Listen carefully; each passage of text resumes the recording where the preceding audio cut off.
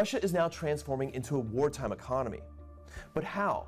And nations at wars have higher needs for military material, from boots and backpacks to tanks and ammunition. So they reorganize their economies to prioritize that production at home, creating jobs and boosting economic activity in the process. In other words, Russia is spending big in Ukraine, its effort to drive the economy more than any other factor. Why haven't sanctions been able to cripple the war economy? The Western cap on oil revenue did hit Moscow hard at first. Moscow has since put together its own so-called shadow fleet of tanker ships, many of which had actually been headed to the scrap heap. They didn't fall under the letters of the new sanction, and it stepped up sales of oil to countries that hadn't imposed sanctions, primarily India and China. To keep its own factories going in this wartime economy, Moscow still had to get past Western export bans.